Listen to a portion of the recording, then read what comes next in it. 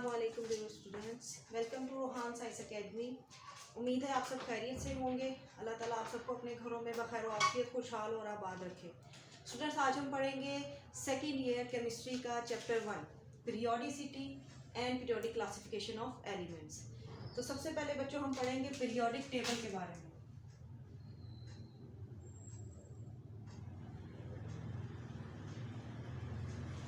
Periodic table बच्चों elements की arrangement है according to their periodicity, according to their atomic number, atomic masses. हम इसकी हिस्ट्री और इसका इंट्रोडक्शन पढ़ेंगे। सबसे पहले है जी हिस्ट्री, यानी हिस्टोरिकल बैकग्राउंड क्या है पीरियोडिक टेबल का। बेटा सबसे पहले जो है आपकी बुक में मेंशन किया गया है अल-राज़ी को।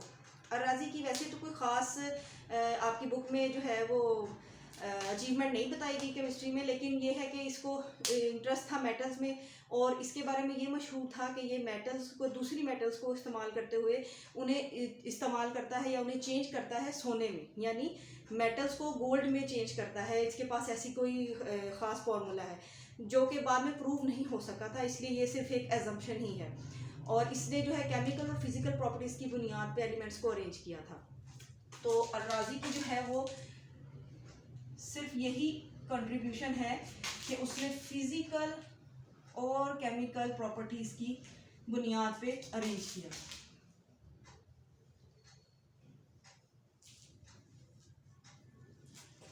उसके बाद यहाँ मेंशन किया गया है ब्रोब्राइनर को।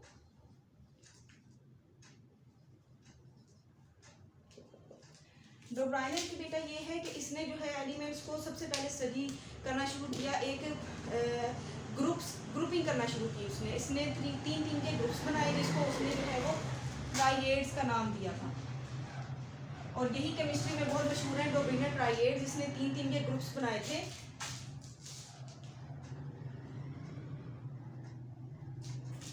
ठीक है, उसके बाद ब्रोब्राइनर के बाद है बेटा जी न्यूलैंड।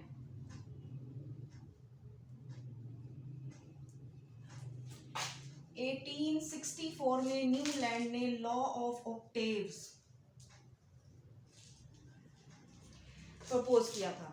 इसके मुताबिक कि अगर एलिमेंट्स को अरेंज किया जाए ग्रुप्स में तो हर 8वें एलिमेंट की प्रॉपर्टी अपने फर्स्ट एलिमेंट से जो है वो मिलती है, यानी एक जैसे प्रॉपर्टीज वाले जो हैं वो एक ग्रुप में इकट्ठे हो जाते हैं। इसको हम कहते हैं लॉ ऑफ ऑक्टेव्स। न्यूलैंड के बाद जो है मेंडलीफ 1871। बेटा इन सब ने अपनी अपनी कंट्रीब्यूशन दी थी, लेकिन इनके चूंकि तब एक तो उस वक्त पे एलिमेंट्स बहुत ज़्यादा नोन नहीं थे, बहुत ज़्यादा एलिमेंट्स डिस्कवर नहीं हुए थे, जिसकी वजह से है जो इनकी काम है या कंट्रीब्यूशन है वो बहुत ज़्यादा पजीराई हासिल नहीं कर सकी। मेंडलीफ ने जो है वो फर्स्ट पीरियोडिक टेबल की जो है वो फॉर्म दी थी, long form of periodic table, जिसमें उसने एलिमेंट्स को अरेंज किया था ग्रुप्स में। तो उसने जो है मेंडलीफ ने अरेंज किया था एलिमेंट्स को according to their increasing atomic message.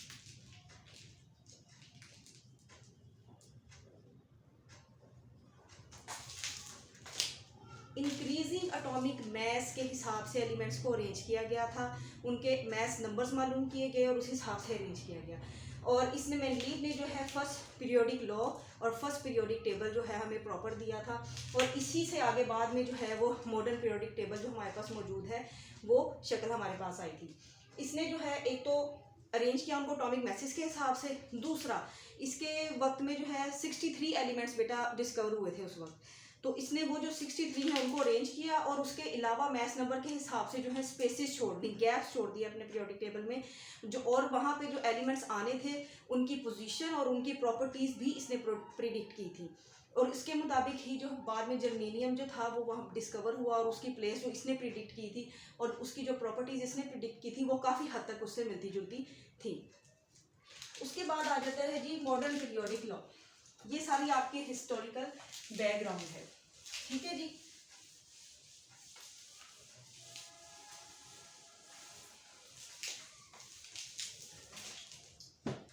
उसके बाद है बेटा जी मेंडलीफ के बाद 1870 के बाद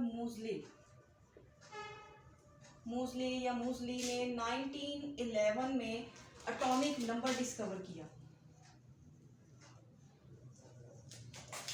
And after the discovery of atomic number, it has been set the main property या main criteria to arrange the elements in groups and periods। और यही हमारा जो है बेस है मॉडर्न पीरियोडिक टेबल की। एलिमेंट्स को यानी प्रोटॉन्स की डिस्कवरी के बाद atomic number is the number of protons की डिस्कवरी के बाद एटॉमिक नंबर की डिस्कवरी के बाद एलिमेंट्स को जो है पीरियोडिक फॉर्म में इस तरह से अरेंज किया गया कि they were arrange in the increasing way of their atomic numbers. तो एटॉमिक नंबर्स के बाद बेटा अच्छा इसके बाद जो है अब जो बेसिक जो थी हमारी पीरियोडिक टेबल की जो बेस थी वो हमें मेंडलीफ ने प्रोवाइड की थी, इसमें कोई दो राय नहीं है। इसको जो है इम्प्रूवमेंट थी from atomic masses to atomic numbers, ठीक है। एटॉमिक मैसेज को हटा के एटॉमिक नंबर्स के हिसाब से जो है वो अरेंज कर दिया गया। तो मेंडलीफ का जो पीरियोडिक टेबल उसने पहले जो हमें सेट करके दिया था उसमें कुछ अमेंडमेंट्स हुई थी। तो इम्प्रूवमेंट्स जो थी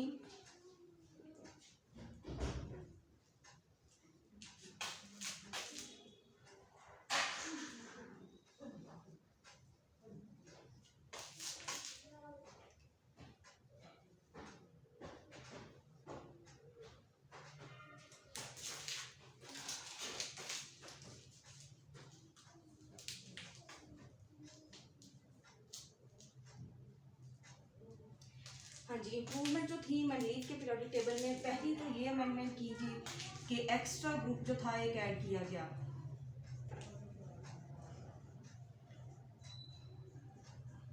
ए यानी कि नोबल गैसेस।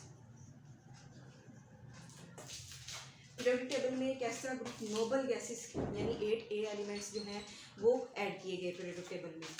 दूसरी ये इम्प्रूवमेंट थी कि जो है जिंक है, मर्करी है, कैडमियम एक्सेट्रा, इस तरह के बहुत सारे एलिमेंट्स जो थे वो एक ही ग्रुप में बाकी सब नॉर्मल एलिमेंट्स के साथ प्लेस किए गए थे, जबकि इनकी प्रॉपर्टीज़ जो हैं वो नॉर्मल एलिमेंट्स के साथ या 2A ग्रुप के साथ मैच नहीं करती, जिसकी वजह से इन्हें जो है बाद में इनकी ख़ास जगह पर डी ब्लॉक में इसको फिट किया गया।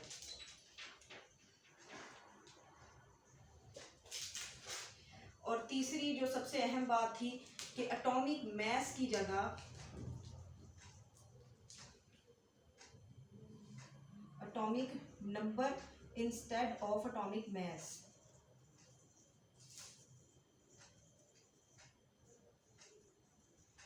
तो एटॉमिक मास की जगह बेटा एटॉमिक नंबर को जो है फंडामेंटल प्रॉपर्टी इसका जो है डिक्लेयर किया गया और उसके हिसाब से एलिमेंट्स को जो है वो अरेंज किया गया।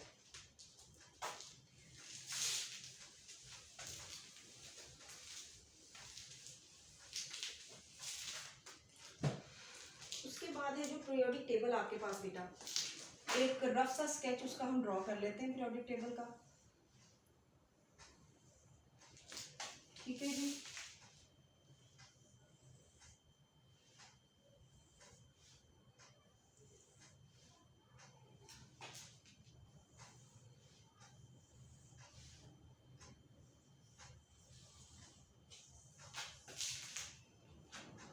ये एक रफ सी फॉर्मेशन है पीरियोडिक टेबल की, जिसमें कि 1 2 और यहाँ पे 10 ग्रुप्स हैं, ठीक है जी। और उसके बाद ये है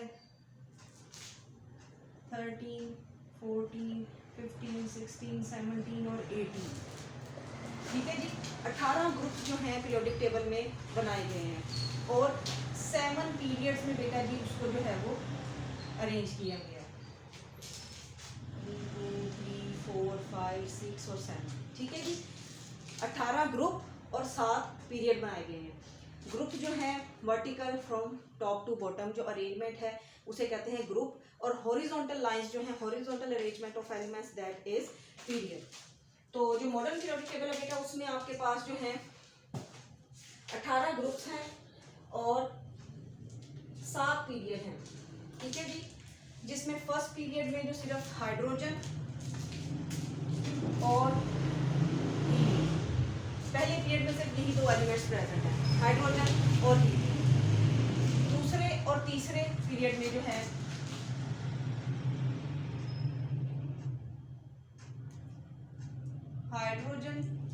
और हीलियम। ठीक है जी, यही दो प्रेजेंट हैं फर्स्ट ग्रुप में, पीरियड में सॉरी। और सेकंड पीरियड जो है and third one, second period और थर्ड पीरियड में जो है बेटा 8 एलिमेंट्स हैं। ठीक है जी, चौथा एंड पांचवा पीरियड, इसमें बेटा 18 एलिमेंट्स है दोनों में, और इनको लॉन्ग पीरियड्स का नाम दिया गया है।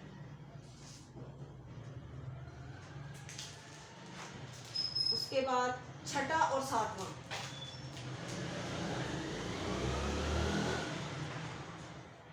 इसमें 32 के करीब एलिमेंट्स हैं, और सातवां जो है आपकी बुक में जो मेंशन है वो भी इनकम्प्लीट है। ठीक है, तो 32 के करीब एलिमेंट्स हैं, जिसमें से जो है 18 एक तो इस तरह अरेंज कर दिए गए हैं, और बाकी जो एक्स्ट्रा हैं वो लैंथेनाइड्स यानी एफ ब्लॉक, एक्टिनाइड्स और लैंथेनाइड्स की फॉर्म में नीचे आपके पास बॉटम में मेंशन किया गया है। ये एफ ब्लॉक एलिमेंट्स हैं।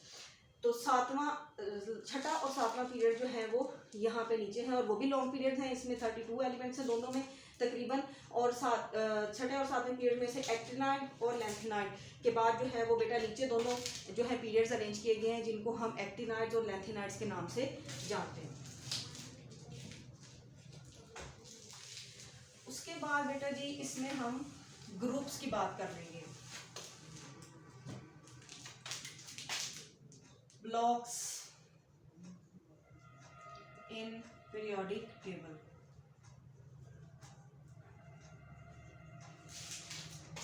इस पीरियोडिक टेबल में बेटा 4 ब्लॉक्स हैं, and blocks are named after the sub shell in which valence shell electrons reside. यानी कि वैलेंस शेल इलेक्ट्रॉन जिस सब शेल में प्रेजेंट है उसके हिसाब से जो एलिमेंट्स हैं उनको ब्लॉक्स में डिवाइड किया गया है। There are 4 blocks. This is S block. This is D block. And from 13 to this is P block.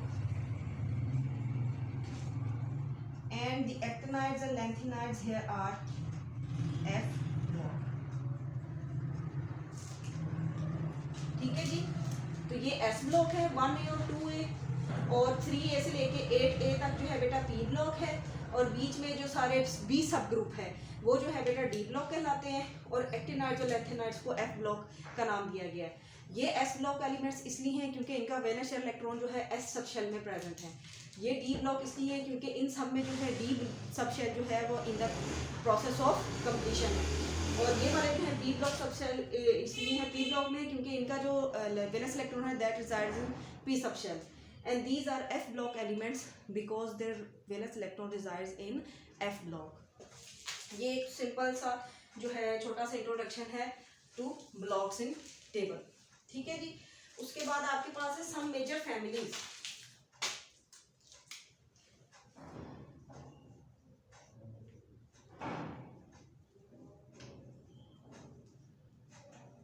In periodic table.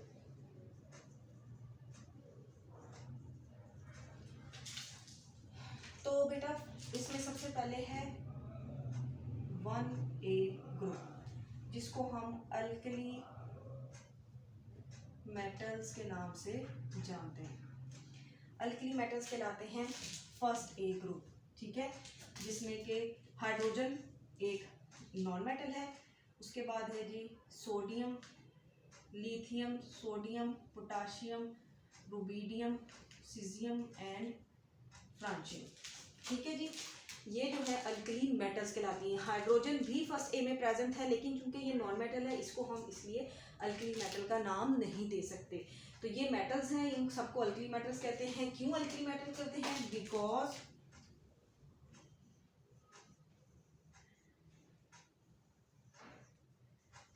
They form alkalis when dissolved in water.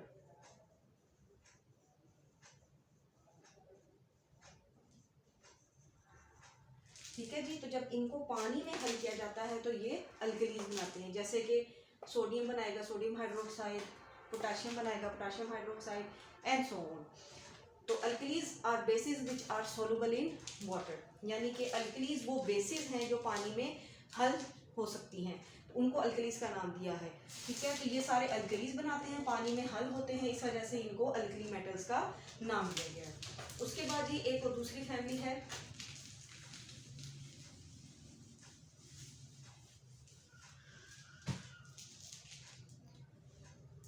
2A group, alkaline earth metals का नाम दिया जाता है इनको।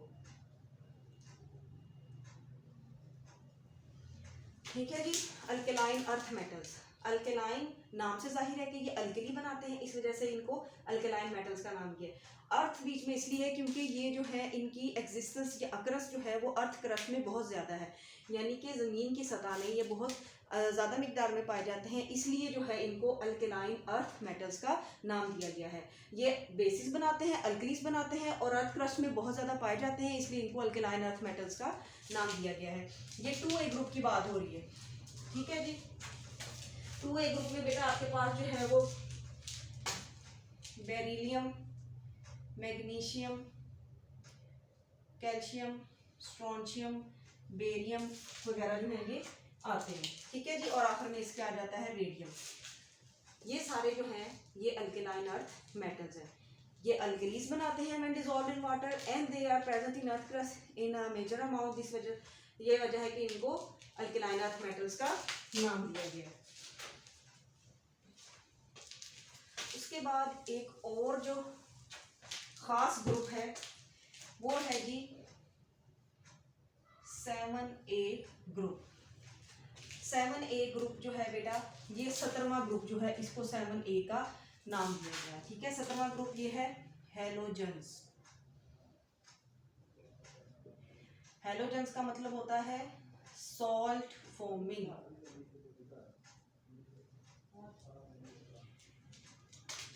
इसमें included है fluorine, chlorine, bromine, iodine. ठीक है जी,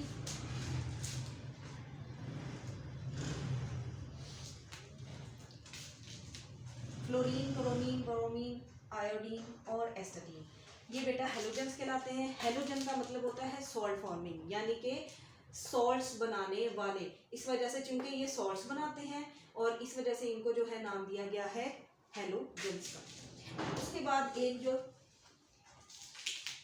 पहले भी हम डिस्कस करके आए हैं, एक ग्रुप जो है हमने मैग्नीफ की इम्प्रूवमेंट में पढ़ा है, दैट इज 8A ग्रुप, यानी नोबल गैसेस। ये नोबल गैसेस बेटा इनको नोबल गैसेस का नाम इसलिए दिया गया है कि ये helium, neon, argon, krypton, xenon वगैरह इसमें शामिल हैं। इनको नोबल गैसेस का नाम इसलिए दिया गया, एक तो ये एक एटम की फॉर्म में स्टेबल है, यानी मॉलिक्यूलर फॉर्म में नहीं है, एटॉमिक फॉर्म में स्टेबल है। दूसरा ये कि इनका ऑक्टेट कंप्लीट है, यानी इनकी जो है वैलेंसी नहीं है इनके पास इलेक्ट्रॉन्स को लूज करने के लिए या गेन करने के लिए कोई खाली जगह मौजूद नहीं है, जिसकी वजह से ये जो है रिएक्टिव नहीं है, लीस्ट रिएक्टिव है, जिस वजह से इनको नोबल गैसेस का नाम दिया गया है। लीस्ट रिएक्टिव है और बहुत थोड़ी अमाउंट में पाए जाते हैं, और दूसरा ये कि ये जो है एटम की फॉर्म में स्टेबल है, इसलिए इनको नोबल गैसेस का नाम दिया गया है। और इनको सेपरेट भी इसलिए रखा गया है, इनकी इन्हीं स्पेसिफिकेशन की वजह से इनका एक अलग से ग्रुप बना दिया गया है, जिसे हम 8A group noble gases group के नाम से जानते हैं। उसके बाद एक सादा सा इंट्रोडक्शन कि मेटल्स क्या है, नॉन मेटल्स क्या है और मेटलॉइड्स क्या है।